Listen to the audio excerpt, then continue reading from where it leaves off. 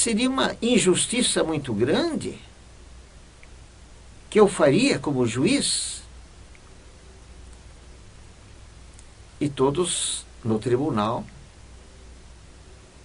olhando para o juiz, estavam só esperando a ver o que é que aquele homem iria fazer, o que é que o juiz iria fazer em relação ao filho. Havia até o comentário, conforme na ilustração, diríamos, uns dizendo aos outros: esse juiz foi sempre muito correto. Era um juiz que não fazia acepção de pessoas. Fosse rico ou pobre, homem ou mulher, ocupasse a posição que ocupasse, fosse importante ou vil na sociedade, esse juiz fazia justiça rigorosamente. Esse juiz era justíssimo. Será que agora, porque é filho dele, ele vai deixar de lado a justiça? Ele vai achar um jeito de absolver o filho e soltá-lo? E o filho continuava a chorar. Pai, tenha misericórdia de mim, pai. Eu não quero morrer desse jeito, eu não quero morrer enforcado, pai. E o pai também, em lágrimas, dizia: filho, o crime é conhecido, é notório. Seria um escândalo nacional eu esquecer o crime, ou deixá-lo de lado. Seria uma humilhação muito grande para o magistrado do país. Como juiz, eu tenho que fazer justiça, filho.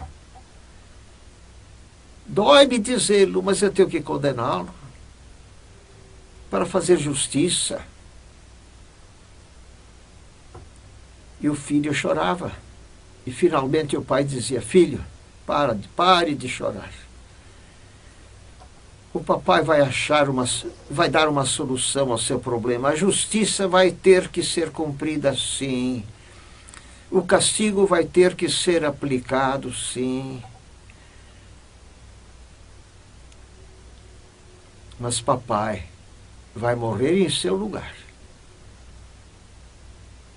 E o filho vê o pai, no dia marcado, subir a forca e lá dar o último suspiro, olhando para o moço. O filho sai derramando lágrimas, mais uma vez, e a dizer, a repetir: a justiça tem que ser feita. A justiça foi feita. A pena tem que ser cumprida. A lei foi cumprida. Mas papai morreu em meu lugar. Eu nunca mais quero fazer crime algum. E eu pergunto ao final da ilustração: não foi exatamente isto que fez Jesus como juiz supremo de toda a terra? O juiz morre em meu lugar para me livrar de ir para o inferno. Eu costumo dizer, mesmo como crente, desde os meus 17 anos de idade, mais ou menos, que eu ainda hoje mereço a geena, o lago de fogo. Eu mereço o inferno, como é dito de um modo vulgar. Eu mereço o inferno, só que para lá não vou.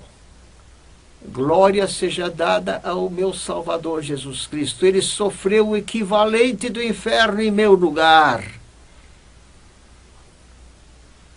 E é por isso que eu posso dizer que eu mereço o inferno, mas para lá não vou. Para onde vou eu, então? Eu vou para o paraíso. Eu vou para onde foi aquele ladrão a quem Cristo salvou, que era crucificado com ele. Vamos relembrar a história daquele assaltante? Havia no Calvário 3 cruzes. Na cruz do meio estava preso Jesus Cristo. Em cada cruz, de lado a lado, estava um assaltante, um ladrão. Um dos ladrões disse a Jesus: não és tu o Messias? Salva-te a ti mesmo e a nós também. O outro repreendia o primeiro, dizendo: nem ainda temes a Deus, estando debaixo da mesma condenação? Nós recebemos o que os nossos feitos merecem, mas este nenhum mal fez. Falando de Cristo, que não fez mal nenhum para estar sofrendo daquele jeito. E continuou ele a dizer: Jesus, lembra-te de mim quando vieres no teu reino.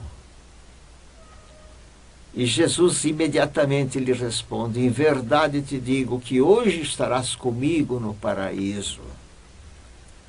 Alguém perguntará: mas como um ladrão salvar-se e ir para o paraíso?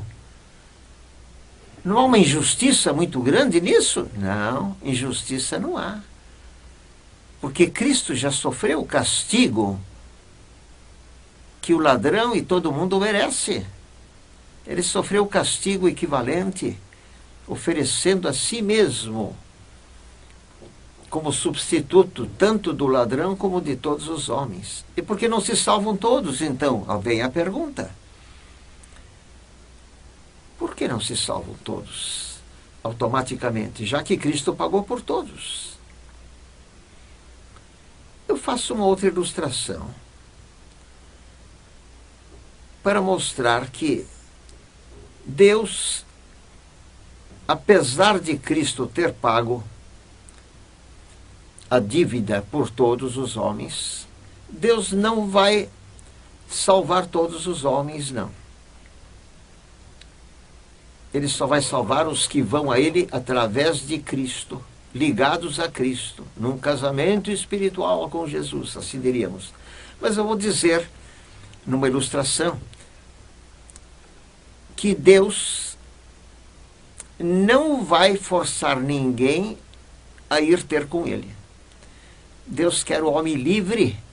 Ele cria o homem não com liberdade total e absoluta, mas com certa liberdade para escolher o seu destino. Então Deus não vai forçar ninguém a entrar no paraíso se a pessoa não quer. Ou não quer ir com o Salvador Jesus Cristo, que é o único meio de chegar a Deus. Eu sou o caminho, a verdade e a vida, disse Jesus. Ninguém vem ao Pai, senão por mim. Então imaginemos o que aconteceu em 1960. Pregava no estádio do Maracanã, no Rio de Janeiro, o famoso Billy Graham. Eu estava presente ali. Segundo se calcula, ali estavam cerca de 250 mil pessoas, vindas de várias partes, ali chegadas de vários estados, para conhecer aquele pregador de nome mundial. Billy Graham, eu conheci pessoalmente, tive esse privilégio. Ele era membro da minha igreja, primeira igreja batista da cidade de Dallas, no Texas, lá nos Estados Unidos. Vamos supor que eu convidasse um amigo para ir comigo ouvir esse pregador lá no Rio de Janeiro. Eu estando em São Paulo, como estava na ocasião, morando em São Paulo, convidando um amigo, vamos supor que ele dissesse: não me interessa. Eu poderia dizer-lhe: mas a passagem eu já paguei. Eu já paguei a sua passagem. Você vai gratuitamente. Não precisa pagar nada. Está tudo pago. Toda a passagem. Todas as despesas da sua viagem ao Rio. Venha comigo, eu diria. E se ele dissesse, não quero ir? Eu poderia forçá-lo? Seria justo eu obrigá-lo? Eu vou carregá-lo à força. Você tem que ouvir esse pregador, você tem que se salvar. Se eu fizesse tal coisa, eu estaria indo contra o plano de Deus, porque nem Deus faz assim. Deus não